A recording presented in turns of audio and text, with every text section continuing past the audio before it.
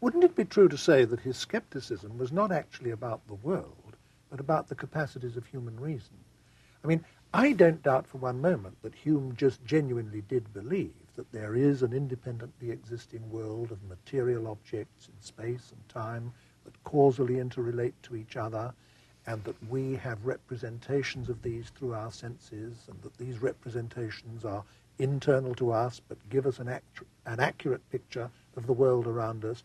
All that, the whole common sense view of the world, I'm sure Hume believed. But it seems to me that what he was contending was that none of this could be proved.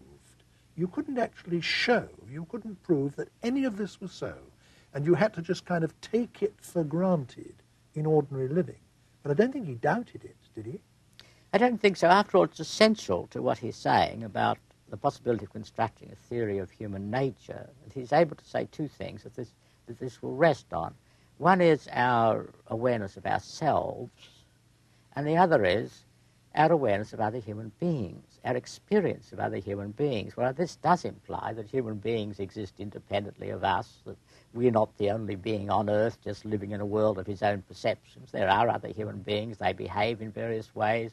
Their behavior has particular effects, and so on. None of this does he doubt, I think, in the most serious sense of doubting. Indeed, he'd have to be a madman to do so. But he's showing that reason can't prove it. But he's showing that what we can prove is very much less than people believe, even in the most fundamental affairs of life. So that strict proof plays a very small part in human life outside special areas like mathematics. Yeah, and he didn't even think that was all that important in human affairs, did he? Well, he really felt that the important things were, well, he says, politics, morals, literary criticism, and what he calls logic, which is a word he uses rather broadly to mean the theory of the human understanding. Anything else, the sort of thing that physicists talk about, let us say, was no doubt important, but at the second order, that to get a clear understanding of human beings and of the human understanding was indeed a necessary preliminary even to a soundly based physical science, let alone to a soundly based human science. And I think he was a person to whom what mattered essentially were human beings. Now, lots of philosophers haven't been like this. They've rather got rid of human beings or individual human beings. But Hume... Concerned with abstractions like time, concerned with abstractions space, and time and space. And Hume talks about these to some degree. But basically, the human being lies at the centre of his interests. And in the old phrase, he counts nothing human alien to him. What that brings out is that in that famous subtitle to his great work, which I read earlier, an attempt to introduce the experimental method of reasoning to moral subjects, it's not only the phrase, the experimental method of reasoning, that's important, which everyone has always concentrated on, but the phrase moral subjects. Yes. He was applying it to everything that directly concerns human beings. That's right. Say. In my introduction to our discussion, Professor Passmore, when I referred to Hume moving on from writing philosophy to writing history, I deliberately used the phrase, he appeared to turn away from philosophy. I didn't actually say he did, because I know that you, in your book about Hume, have argued that, in fact, in his mind, this was not a turning away at all, but a continuation of the same concerns. And I'd like you to expand that a little bit. Well, I think in the first place, of course, the use of the word philosophy in its very narrow modern sense is, well, as I just said, very narrow, very modern. Philosophy had a much broader sense when Hume wrote, and even later, and indeed in Cambridge, much later, physics was called natural philosophy, and subjects like economics and politics were included in moral philosophy. And that's the very broad sense of philosophy that Hume is working with.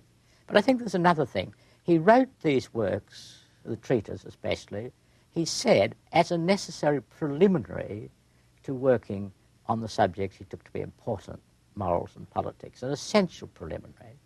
Nobody paid any real attention to them. He tried to present them in a different form, as you pointed out in your introduction, in the inquiries. People still didn't pay any real attention to them. And it would have been absurd for him to go on working at these. He had no real criticism of them. He was quite convinced he was right.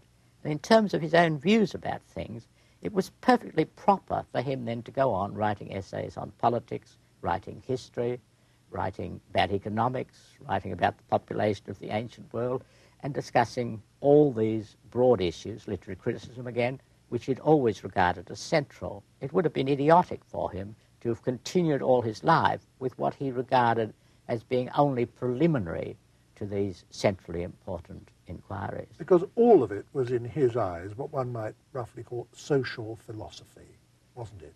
In some form or another. In a very broad sense, Yes. it's what we would now call social philosophy. But the first part one might very crudely call Hume's methodology of the social sciences. It ran beyond that, but it's as if a social scientist were to spend all his life talking about his methodology and never actually doing any social science. And Hume would have felt the same way if he'd spent all his life talking about his methodology. And he says it's all the logic that's really needed, is in the treatise, and not gone on to do the actual work that he thinks was of the greatest consequence. Now, underlying this very broad concern with human affairs, there was a theory of human, or a conception anyway, of human nature. And you referred to that, actually, a few minutes ago in our discussion. Can you now bring out what that conception of human nature was? Well, it's a long story because really most of his subsequent work is a study of human nature in action, in practice. But one thing he never doubted was that there was such a thing as human nature. And this is a point at which he differed from Locke. Locke had been particularly intent on getting rid of the conception of original sin. This was fundamentally important to him because he was a religious thinker as well as a philosopher. And he had argued that human beings are born into the world with minds which are like blank sheets of paper.